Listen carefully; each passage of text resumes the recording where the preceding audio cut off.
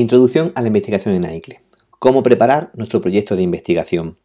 En este vídeo vamos a hacer un repaso breve de todo lo estudiado en el módulo 2.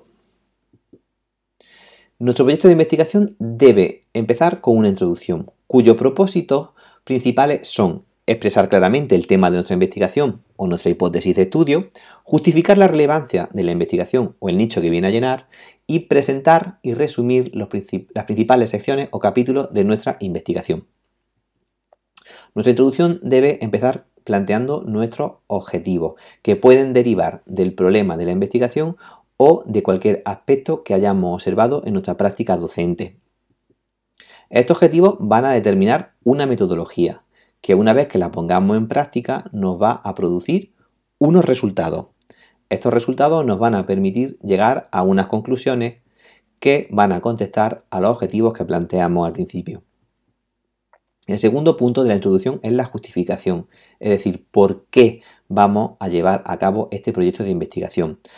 Puede ser porque hayamos encontrado una escasez en la investigación sobre este tema, o que veamos que hay investigaciones que no están actualizadas, o incluso las deficiencias que hemos encontrado en nuestras investigaciones, o simplemente porque queremos mejorar nuestra práctica docente y ahí vemos alguna deficiencia en el rendimiento de nuestro alumnado. Por último, dentro de la introducción debemos hablar de las secciones. Debemos hacer un resumen coherente de las partes de nuestro proyecto de investigación, de manera que el lector se haga una idea clara de nuestro proyecto y de sus partes. Llegamos al segundo punto, la revisión bibliográfica, cuya función es contextualizar nuestro estudio. Debemos seguir una serie de pasos, como buscar textos relevantes, leerlos de manera crítica y eficiente, identificando la información clave. Y las características que tiene que tener nuestra revisión bibliográfica es delimitar la información, proporcionando información básica, actualizada y relevante para nuestro proyecto de investigación. El tercer punto es la metodología. Dentro de la metodología ya hemos hablado en el módulo 1 del diseño, es decir, de los tipos de investigación que, según el marco general, pueden ser básica, aplicada o práctica. Según el enfoque pueden ser analítica o sintética. Según la muestra pueden ser estudio de caso o estudio de grupo. Según el tipo de datos, cuantitativa o cualitativa. Según el método de recopilación de datos, no experimental, experimental o cuasi experimental. Y de acuerdo o según el tipo de recopilación de datos, longitudinales o transversales. Dentro de la metodología tenemos que hablar, muy importante, de la muestra, es decir, de las personas con las que hemos trabajado, describiendo de forma general el número de participantes, desglosándolo por variables como sexo, edad, curso o nivel de idioma. Y es aconsejable incluir gráficos para hacerlo más entendible y más atractivo. En el punto 3 podremos hablar de las variables, que como hemos dicho ya han sido expuestas en el módulo 1. Las variables pueden ser las dependientes, independientes, variables o de sujeto de identificación. Los instrumentos pueden ser de varios tipos, como entrevistas, cuestionarios, pruebas o incluso la observación en el aula. Lo que debemos hacer es describirlos con detalle una vez hayamos elegido uno de ellos.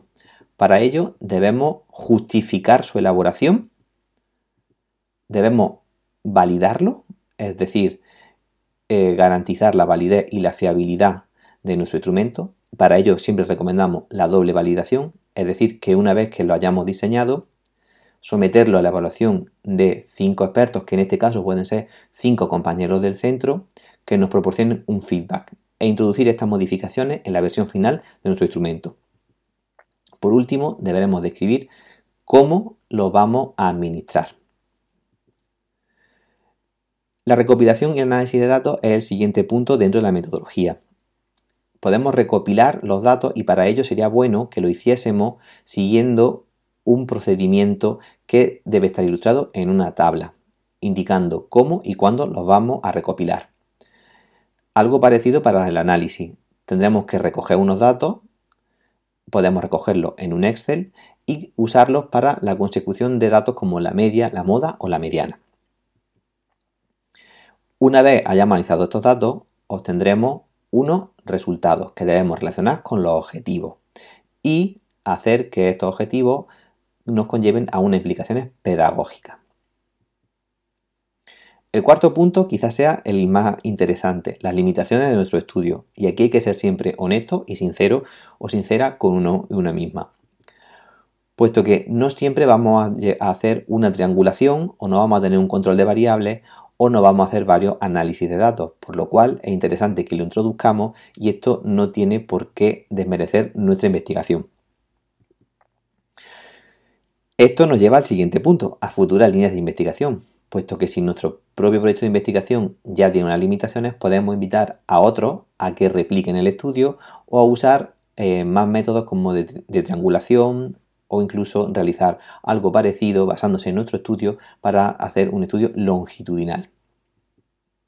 El quinto punto son las conclusiones. Las conclusiones tienen dos funciones principales, subrayar los puntos principales y destacar los hallazgos, aunque nuestro proyecto ahora mismo no tendrá conclusiones puesto que aún no ha sido aplicado.